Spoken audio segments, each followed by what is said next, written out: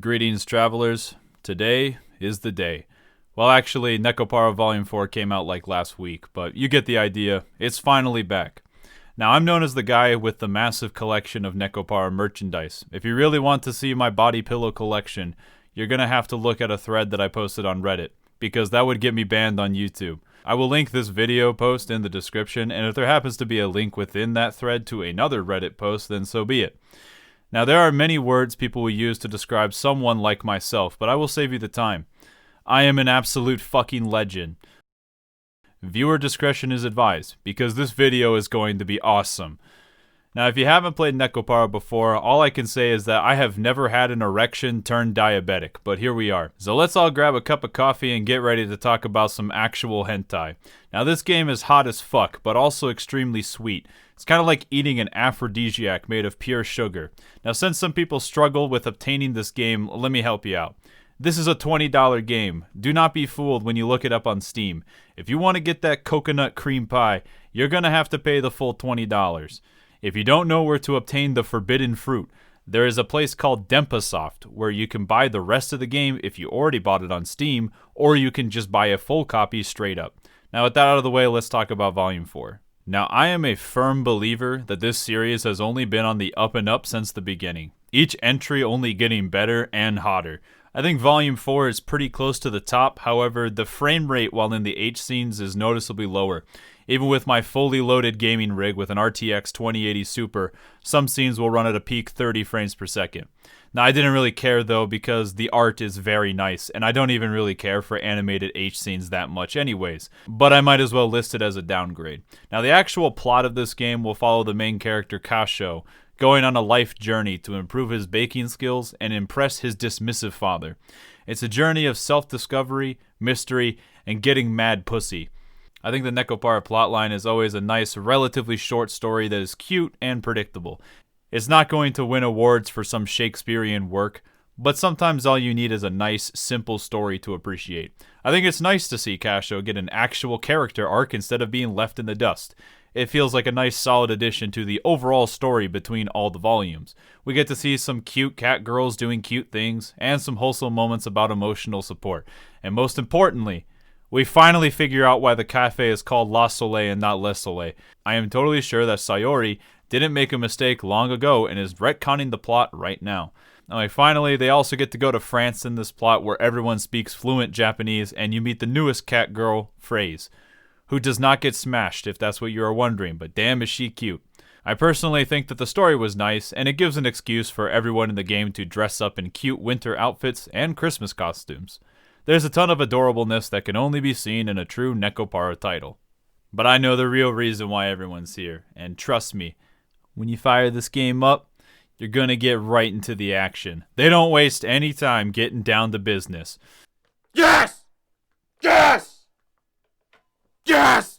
A nice part about Volume 4, though, is that now, right before Kasho starts smashing everyone in his harem, you'll get a pop-up that will let you know to make sure that no one else is around. I very much appreciated that. I think almost every virtual novel or Nukige could learn a thing or two about this. Not that I would plan on playing this game in broad daylight anyways. Now, Nekopara is all about that three-way shit, which is great if you're into it, but Sayori is really stepping up the fetish game. Now, it's not reaching territories of some absolutely disgusting shit where you're going to feel bad about yourself afterwards, but it's definitely leveling up. There are no unique pairings going on here, if that's what you were expecting, but it's okay since we get the traditional duos that usually mesh pretty well together. And in the end, you're going to get a massive orgy with the whole crew. Yeah, Kasho probably has more endurance than any other creature on this planet, just like any other hentai MC. So yeah, I think these are the best H scenes art-wise, but the animation is a little bit lacking like I mentioned earlier. Now, according to my analytics, there are at least some women who watch my content, which is pretty surprising. I have no idea how female-friendly Nekopara is, but I do know at least 2 real-life women that think it's good. I'm pretty sure that opinion is not very popular, though. But there is some Yuri action going on here as well, and they up the ante with some butt stuff. So if that's what you wanted out of the series, then look no further. I do always get a little terrified whenever anal is involved, but thankfully it's all fictional, so these disgusting sex acts were not putting real people at risk. Overall, it's a pretty damn hot game, and if you like the art, Nekopara Volume 4 is just as cute, wholesome, and nut-tickling as it has always been. And if you want to get into the series, this game is very much a 9 out of 10. Now before I get into the rest of this video, this is where I ask you to subscribe if you like what you see. I am mostly known for Final Fantasy XIV content, but I do try to keep some variety and usually post a video around once a week. So if you'd be so kind to be like Casio and smash the like button. I swear I won't use the smash phrase again. Also, I have a barely active Twitch stream. I appreciate any support I get, and may you survive Destroy Dick December. Now I know what everyone has been wondering, and you're probably begging me to do a tier list on all the Nekos, and I don't want to start a war, so I'm going to take the neutral approach and say that everyone is firmly in the S tier. Now you might think that that's the easy way out, but after playing every single game in the franchise, I genuinely think that every character is great. You have a ton of amazing waifus to choose from, and they could all perform well in combat. However, my actual number one waifu from this series is going to be Vanilla. She is just too cute. But once again, I think all the girls are great. Alright, now this is the part where I'm going to show off all my Nekopara stuff. Now once again, the crowning jewel of all my Nekopara merch is in that body pillow collection, which would get me banned from YouTube, so I won't be showing that here. But let's start off with the newest merch that I got for pre-ordering that special edition Volume 4. I apologize for this camera setup. I have never even tried to do a crappy unboxing video before, but I did learn that I filmed most of this upside down, which is pretty cool.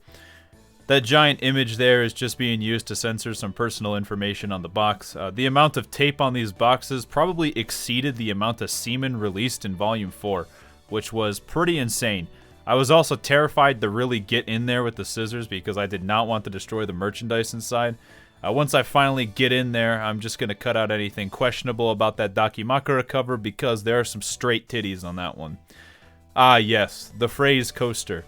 Honestly, the material feels kind of flimsy compared to the tile coaster that I have, but it is pretty nice nonetheless. That tile coaster that I previously had was also very, very nice. Now here's the actual special edition box. My technique used here was pretty awful, and I managed to cut the corner of the box, but oh well. Ah yes, the art book. Thankfully the cover doesn't have anything outright showing, so I could probably put it on camera. I wouldn't flip through this in public, even though the first few pages don't have anything vile in it. It does look very nice though. Opening up the box, you can see it comes with the game and the soundtrack, which is pretty standard stuff. Now I bet you didn't think I ordered a second one, but I have a collection to maintain, and pre-ordering this is way easier than buying all the stupid dockies on the aftermarket. The tape is just as stacked as the previous one. Thankfully, if I exert too much force here, I'll just impale myself and leave this mortal plane to the afterlife where I can finally be with my waifu. I assume this box is where the coffee mug is. Once again, I'm going to remove that docky because that one just has straight pussy on it. The bubble wrap on this mug container was really nice and thick, which made it really annoying to get through with some scissors. But thankfully, the mug is probably not destroyed. Now here we are. Just get that mug out of the box, and there it is. Yeah, you don't need to see me open the second copy of the game. Overall, the unboxing experience was pretty lame. Now, for the rest of the stuff that I already owned, here are the t-shirts that I have. I only wear these when I go to play anime card games. Thankfully, we don't meet in person anymore, so I just wear them in my room as we play games online. The thing I like most is that they match my massive wall scrolls, which is a really nice combo. I do also have a smaller wall scroll with the full cast on it, which I got from Anime Expo. I did mention that I play card games. Now, the game I play is called Weiss Schwartz, and I only play the Japanese format, because there's a difference between the formats beyond the language, and I'm a JP elitist in this game. Now, the merch I have was not made for this card game, though. Nekopara is in the Precious Memories card game, if you are curious. I have a couple of playmats that I bought off of AmiAbi when they were on sale. I like this one with the sisters on it, and the full cast one is also very nice. Here are all the card sleeves that I have to go along with them. I think the Chocola and Vanilla ones here are the best, and the other ones are okay, but they could have been a little fancier. Finally, I know that people want to see the figures I have. These swimsuit ones I think are okay. These are the three that I have. Don't be fooled, these figures are incredibly small.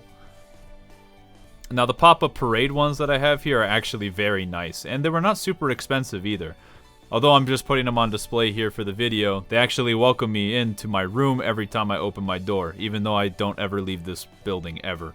If you're looking for Nekopara figures and you can find these ones at a reasonable price, that's actually my recommendation for right now. And yeah, that's pretty much everything in my collection. I just wanted to make a stupid video about Nekopara and all my merch. Don't expect me to talk about straight up hentai very often because I'm sure this comes as a surprise, but YouTube will not promote this kind of content. That's all I really have to say about this stuff. I will probably end up with more merch in the future, but now you know my open secret about my Nekopara collection. Now go out there and be yourself.